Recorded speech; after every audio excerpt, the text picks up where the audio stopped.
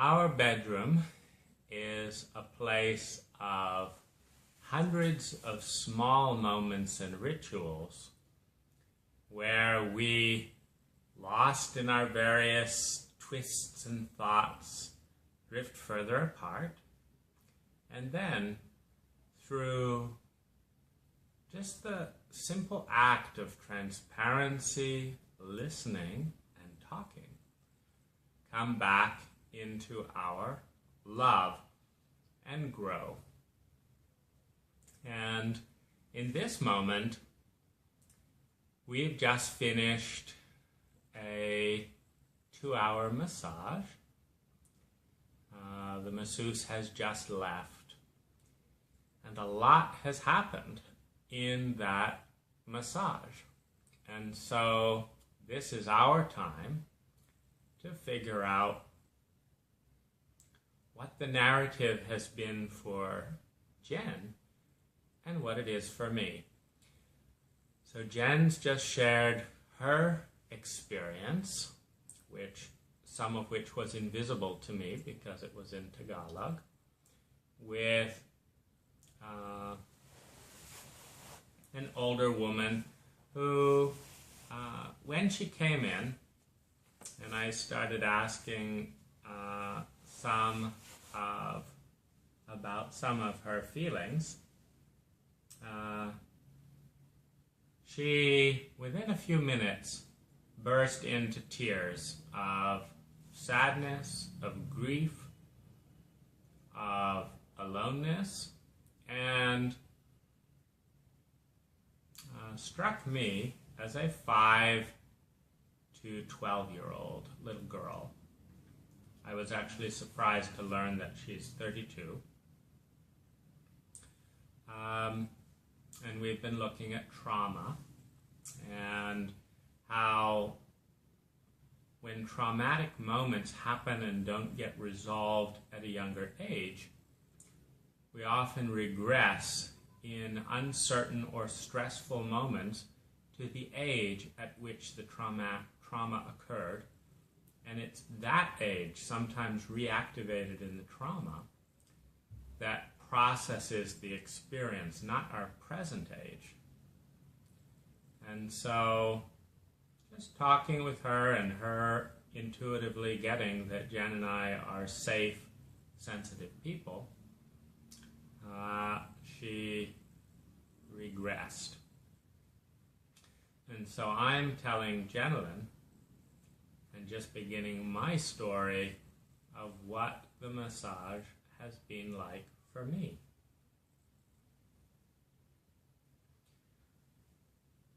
So I felt relatively okay with having a massage today, and I was excited to see what, give you a chance to do some of your writing. But I also felt a little bit nervous because I wasn't feeling tight, and I felt a little guilty because I thought maybe this will leave you feeling a bit alone. But I'm not feeling particularly worried about that.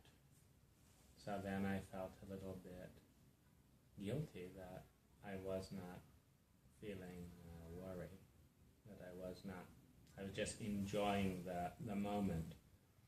And I also was really loving going to the Chinese temple, and I felt I always feel a certain tightness in my back, like if I say, yes, I want to do something, that there's a part of me that says, well, wait a minute, I should see how you feel about that.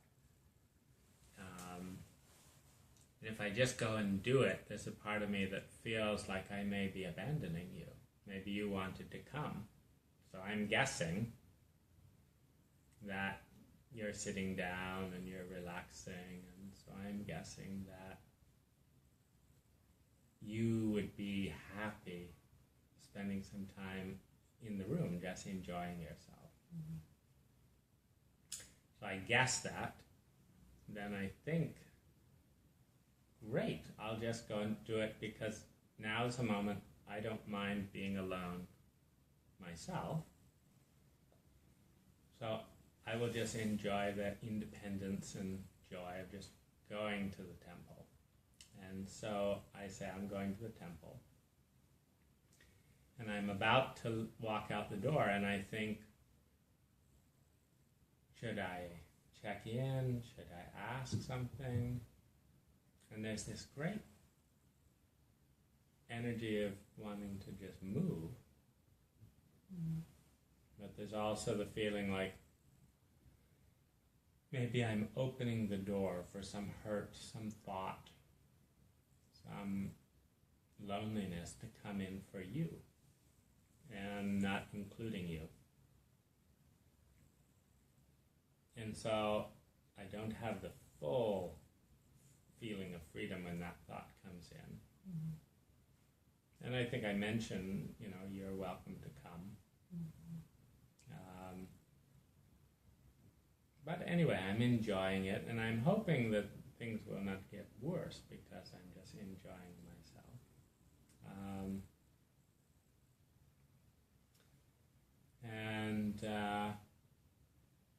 The temple was just closing when I got there, so I couldn't go to the temple. And then it was nice to see her. And because she's young and petite, so in America people are generally bigger, and so someone as small as you would maybe be 11 years old or 12 and or 9. And so the combination of the age and the innocence, I'll just turn off the heater.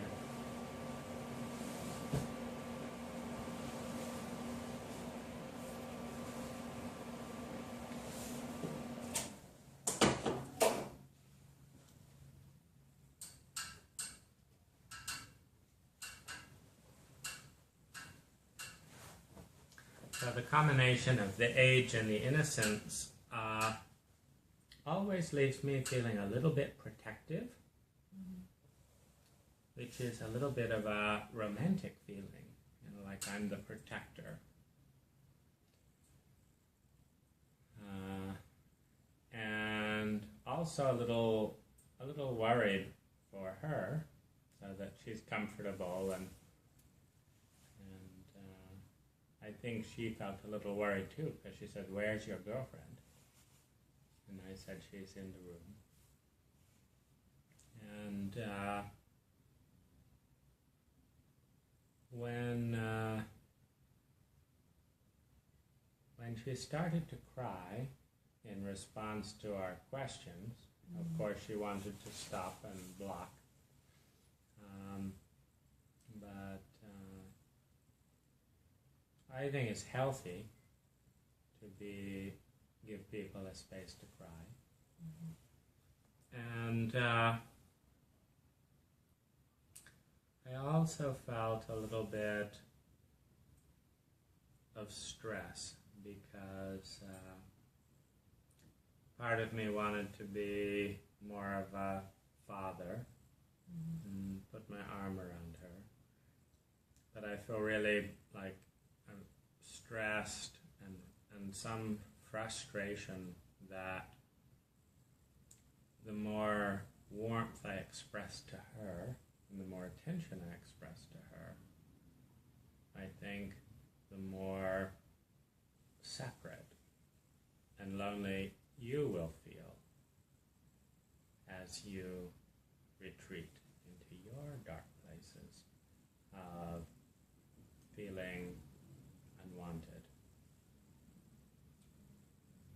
And so I felt some tension in my neck around that.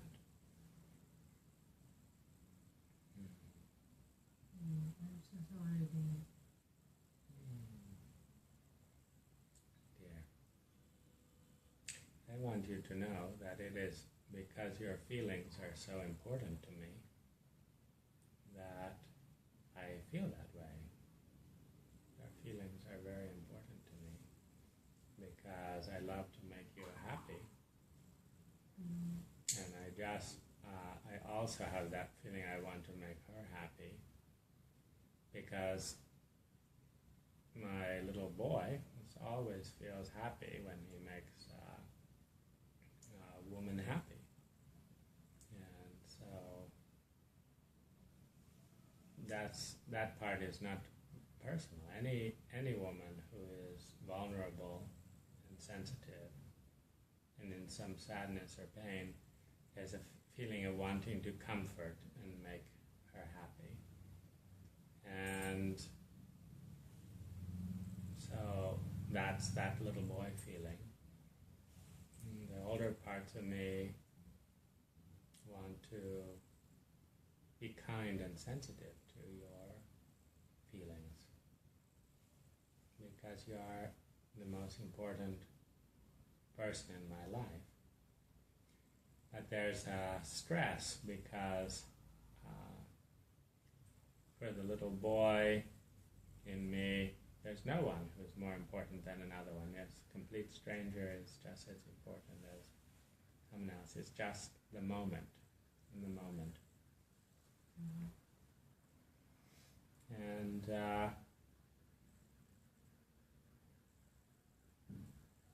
so I had some tightness around the desire to hold her, the desire to comfort her, and the desire to have you be respected and feeling safe. And I also felt a little bit unsafe in that situation because I'm not sure what to do. Like I'm not sure what is the most Dane and human thing to do. Because on the one hand,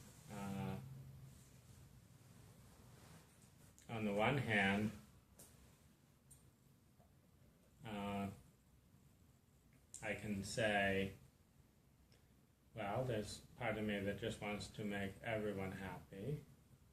On the other hand, I can also say, just because she's 5 or 6 years old, and I see that, and I want to comfort her, it doesn't mean she's also a 32-year-old woman who maybe has bad experiences around boundaries and respect and things like that, and who doesn't want you to feel jealous and stuff. So even though the 5-year-old in her would just like to cry and be held, maybe the 32-year-old woman will feel scared or nervous about being held by a man she's just meeting in 10 minutes. And then this is a professional massage relationship, it's not this. But I know that, and I have mixed feelings, because there's one level where I'm really frustrated with the culture that's putting everyone in boxes. Like, this is what it is to be professional, and this is what it's to be a man, and this is what it's to be a woman, and this is what it's to be a girlfriend, and this is what it's like to be a masseuse, and there's all these boxes, and people are always fitting in these boxes. But I don't like fitting in the box. I want to just be a human being. And so the question is, what is the most human? And I don't really know the answer. And so I feel stress because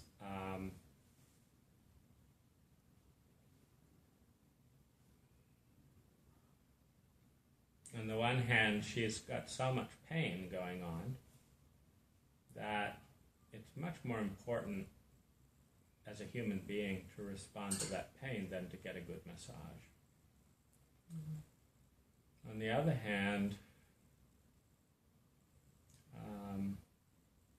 it's a little frustrating It's frustrating. If she was just working for herself, I would say, let's just pause the massage. I won't pay you for this time, but let's be good friends and be here together. But her shop is going to judge her for crying. Mm-hmm. They will want their money, whether she's receiving support from us or giving a good massage. So that's irritating because it's a confusing message. Because we're basically paying her to be listened to and get some good counseling around her tears. That's kind of disgusting. It's like, I don't like that. I don't need to be paid, but it feels a little bit uncomfortable that I'm not only not getting my good massage, but I'm having to pay. And the way the structure is, like, I really hate the structure. Because she has no freedom to text the shop about what's going on. You can't just say, hey boss, I've got some things coming up. I'm stopping the massage. I'll give you your cut, but I'm just going to spend some time doing some personal work here with the customer. The boss will say, no, come back to the shop if you're not doing the massage. They will not understand and support her to be herself and do something good for her visiting us. Mm-hmm. So I'm angry about that. I feel angry at the shop. I feel frustrated. I don't want her to get in trouble. And she's apologizing for having these feelings. And I'm angry about that. Why is this culture so brutal that when pain is so intense it spontaneously comes up in tears? Its immediate response is to shame, and that's what she said, I feel shame. Mm-hmm. Like, I don't want her to feel shame. I want her feelings to have a space to be heard. And so it's really frustrating to be in these little boxes, and I can't I just don't feel like I can move easily and naturally and be seen in a healthy way. So I want to hold her, I want to stop the clock, I want to argue with her boss, I want to argue with you, like, just feel good about me being kind to another woman. I want to argue with her adult self. Please, just relax. Just relax and let your little girl feel some tenderness here. Then I also have some concern on my own because I haven't been close to that many women without a romantic setting, particularly because of these boxes. Mm-hmm. There's not many women who fully trust and choose to be deeply emotional with a man and feel his love but not be romantic. And there's not many people that will be romantic, i.e. sexual or sensual, without a box, like you're my boyfriend or you're not, or if you are my boyfriend you should just hug me. And so there's all this stuff in the space, and it just feels stressful because I don't want to hurt anyone. But I feel like it's hurtful for any human being to share deep feelings. And people say, like, come on, be professional. That's not human. If someone has deep feelings, I want those feelings to feel honored. And for me, I feel honored just when people speak the truth and share all their feelings. Because that's part of what I'm so frustrated around is everyone putting on a mask and not sharing what's really going on. So I had a mixture of those thoughts and feelings, and I felt 20-30% stress, and I felt a bit sleepy in that stress. And I asked you, do you mind, how do you feel? Like I like I wanted to just talk to you, but then I thought, if I just talk to you, she's going to be uncomfortable and you're not going to feel free to answer. So I don't like that, but that's the reality. Like, she's not going to say, thank you for asking your girlfriend great question, and tune into you. Mm-hmm. She's going to say, don't bother Jen, or professional self. But I thought it might be nice. I had the impulse several times just to hold her, and that would be more relaxing for my neck, to just relax. But I thought, well, I don't know how that will be for you. And so I asked, and you said you weren't comfortable. And part of me feels grief, like, it's like I feel sad that I feel sad that I can't be more affectionate to someone in pain. And I feel a little sad, like I feel like maybe she's feeling lonely because we're so close. And she started off saying how lucky you were to find me.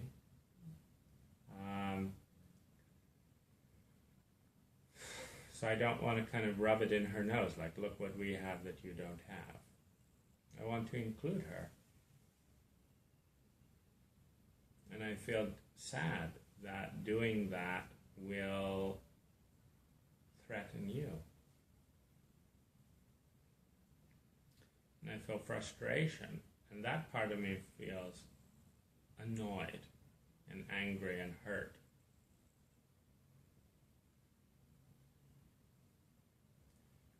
But I also know that it's very easy for me to... I also know it's very easy for me to focus a lot on one person. I just kind of get lost in one person. So when I look at it rationally, I think if I hug her, if I talk to her, if I welcome her in, I will think a lot about her. I will care a lot about her. And this will take away from some of you're in my care, meaning you will not have my full attention at that time. And so I feel like, I don't feel like your jealousy or your resistance is illogical. I think it's logical, because you like that full attention on you. And I can't give it 100% to both people. And it's also true that for me, feeling someone deeply, touching them, caring about them, learning about them, being protective, teaching them things, that's a very close to my romantic feeling. So if I do all of those things, I will have romantic feelings of softness and closeness and wanting to be close with her. So then that's logical that you don't want me to go in that direction. So I don't feel you're being irrational. I feel you're being logical. But it feels stressful because I'm not sure, like I do have a desire to be kind and to be sensitive. I don't have the nature to get really close to someone and not have any romantic feelings. Usually I believe that feelings are healthy, like if you have a romantic feeling, there's nothing wrong with that. But I don't quite know the difference of kind of it just seems complicated in that area what to do. So I just have her work on my feet at that time. And I just feel stressed and I'm tired. I liked the point when I said, why don't you teach her? Because I feel like this is a chance for you to be the hero, to teach her what you know. And I also like watching her face, because she's a very, very sad, in some ways hopeless. I watch her face lifting up, and I thought, yes, this is valuable, this is important. Because I also feel like this is a real passion of mine. She's separated from her parents. Her mother has not then taken good care of her. Then she found a male protector. Then he died. Now she's not very happy in this situation of being a masseuse. She's trying to take care of her daughter. It's very hard to get enough money. And in this situation, she's just very vulnerable. And I feel like someone who's sad and depressed in a very vulnerable situation without support, they need support. And that's part of what I believe in. And what I want to be doing with my life right now is supporting people like that. And what is the best way to do it? And so we're doing that in our life, and I'm very happy. Like I feel like I'm doing something useful with my life, because you are growing, and I'm feeling joy. As I'm watching you growing. And she's growing a little. Like she grew some tonight, and she has a plan. She's going to read this and do this. And she has some joy. And I'm excited about that. I mean, that, to me, is the best way to spend a day, to help someone who is in helplessness or pain in some way to grow.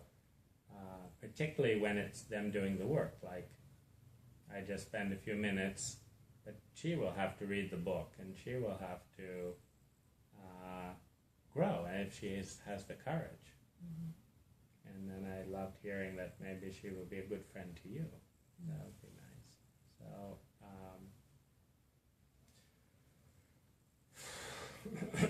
I think part of the stress I also feel is the sexual energy that I don't quite know what to do with, because I felt 20% sexual energy, and it's scary because I don't know what to do with it. I know it will grow if I spend a lot of time with her, and so I'm not quite sure how to be supportive and get close to someone and not have that become sexual in a way that hurts our relationship. So that's the pain for me. Is it's, if I was single, I would not be worried about it at all. So that's, and then I noticed I just found myself kind of lifting out of my body and all these stresses. And that's why I asked you to plug in the iPad speaker. And I wanted it to just be done so that I could relax. And then I was impatient when you are trying to plug in the earphones, and it's of course useless.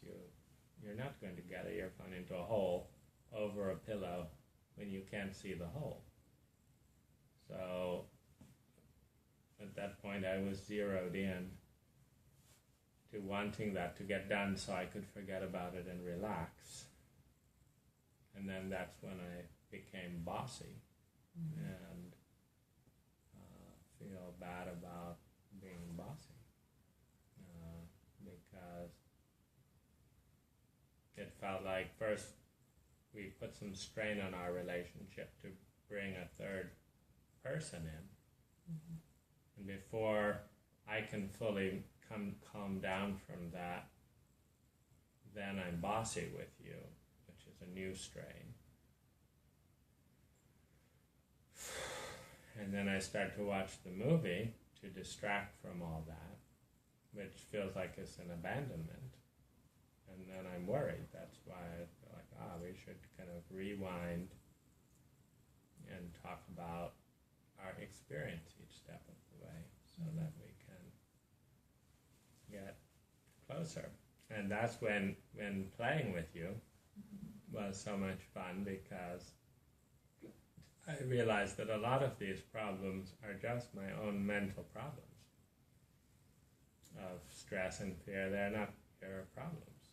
And you're just happy to play and be close. But some of them I need to talk about so that I can relax. Indeed.